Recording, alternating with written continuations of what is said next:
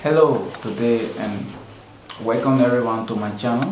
This is the first Liberia rabbit farm. Here I do farming of rabbits for petting, meat and agricultural purposes.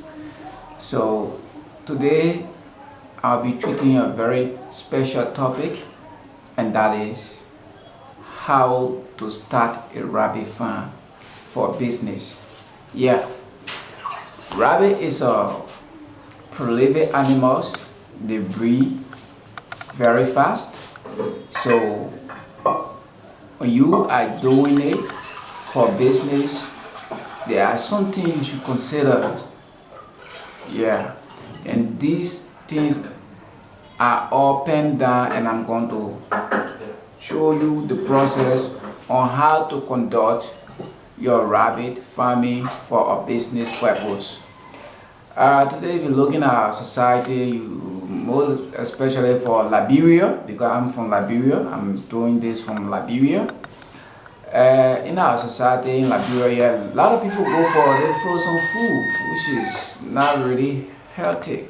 Yeah, because that food happened, maybe that chicken or that fish were cut from the seed package, taken to the storage for more than 6-7 months overseas, bring it, put it in another cold storage, and before bringing it to you as a consumer, that means a lot of the nutrients that you needed from that fish or that chicken, actually the nutrients are all gone, and you are only eating empty flesh that does not have anything to give to your body in terms of protein.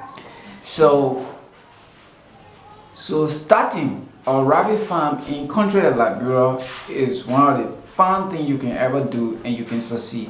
So if you are liking this video, please do me a favor to just subscribe, and don't forget to hit the notification bell anytime I upload a video like this. If you want to start a if you want to start a rabbit farming as a business, the first thing you should consider is a space. Yeah, you need to consider space. Why do I say so? They are animals and they are very territorial. They will not like to be disturbed by other animals, most especially dog, cat, even chicken. Rabbit don't like that. Rabbit like to be very generous, very special. That's how rabbit like to be. And rabbit is also very clean. You should take into consideration the cleanliness. That's the second thing. If you want to do rabbit farming as a business, do not raise them like you're raising them like other animals. You should be able to create a very fine space and make that place very clean for them. And the next thing you need to do is you need to have good cages. That is where you are caging them so that they can grow up to reach the breeding stage. Yeah, and those cages should be a self-cleaning cage. I recommend for you a self-cleaning cages. Yeah, why do I mean a self-cleaning cage? Because the rabbit has to urinate. Yeah, and then have to poop. So those two things are key to rabbit. They do it more often. So if you will have a cage that is not self-cleaning, then you have a problem, because you will not be there 246 every minute to clean up. But when you have a self-cleaning cage, once they do their business like urine or poop, it just go down. Then you can come later on in the day, in the morning, in the afternoon, and just sweep. Yeah, you sweep it up, then you set. That's how it is. Then you should also consider the type of breed of rabbit you want to start your farm with, because there are some rabbit breed that can really do well when it comes to case production.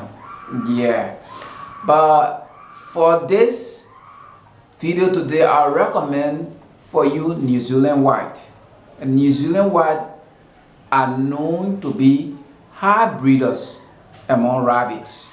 Yeah, the things you need before starting your rabbit farm for business purpose: you need to consider space, you need to consider the kind of cages, and you need to consider also the kind of breeds of rabbit to start for your farming purposes.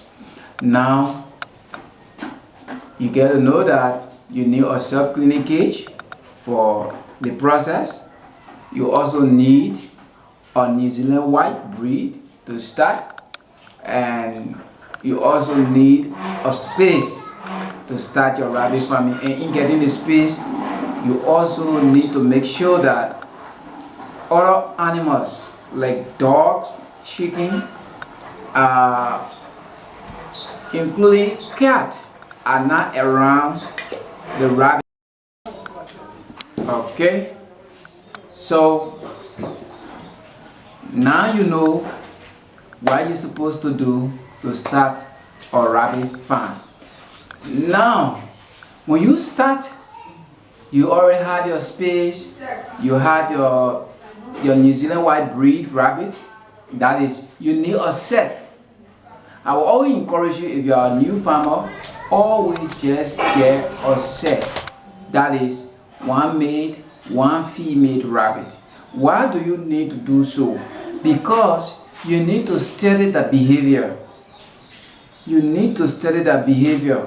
Rabbit, yeah, it is true, they are prolific, and that means they can breed faster, but rabbit got some pros and cons in bringing them up. That is, in raising them, you have to understand the pros and cons about the process. So having 6, 5, 8 set, and you don't even, you are just a beginner for a farming purpose, then you just come and bring about 5, 6 or 8 pair at the same time to your farm. Sometimes if you don't even know how to go about it, they will fight, and when they fight among themselves, they can hurt one another so badly that it can lead to death. Yeah, I'm speaking from experience. So everything I'm telling you right in this channel, I'm telling you from experience. Yeah, so I recommend that if you want to start your process for the rabbit farming, you start with a pair. If you are a beginner, you start with a pair. Then you start to observe them keenly on a daily basis. On a timely basis, you start to observe their character. You start to observe how they eat. You start to, take your pen and paper, because rabbit farming is all about time. Time matters and record keeping matters in rabbit farming. So from the day you went and purchased yourself a rabbit and brought it, you have a special notepad. Start taking note on how old was the rabbit that you bought, and the time that they will start to meet, that is when they start their breeding. Then when do you take away the bag from the door, that is when do you take the male rabbit from the female to give her a chance to take care of her kids. All of that you got to practice it. So you cannot do that when you have 8 pair of rabbit, 10 pair of rabbit. I know you got the money, but at least patience matters in things like rabbit farming. Patience is one of a great deal I recommend for you.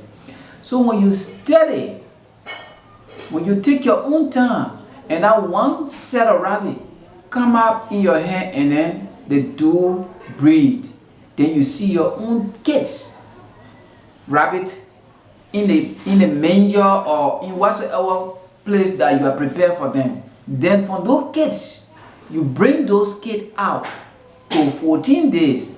Then for 14 days, you bring them up to another stage where we call the weaning stage. At that stage, you will be taking them down from breast, and they will be going down for real food, that is pellet, grass, greens, whatever you can feed your rabbit with. Yeah, so you see that it is a process from one stage to another. Not because you see other people on their rabbit farm online, other places, they get so many, yeah, but they started just from 2 sets some of them just from a single set, and they were patient working towards it until today. You see they get more than 500 rabbits, they get more than 800 rabbits. Some people even get up to 1,000 rabbits at their farm, and they are doing awesome. So you see that? So you got to be very patient. Yeah, I recommend patience. Then you will see how good it will do you for your business. You will get to understand the value. Then you will be able to tell other people the challenges and the progress in rabbit farming, like I'm doing in this video. Man, so if you keep liking this video, please do me a favor by subscribing to this channel, and please don't forget to hit the notification bell so that whenever I upload a video of such kind, that you can be notified. And also, your like on this channel will really go a very long way for me. And that is a way of appreciating me for creating such a video. And I want to say thanks for watching.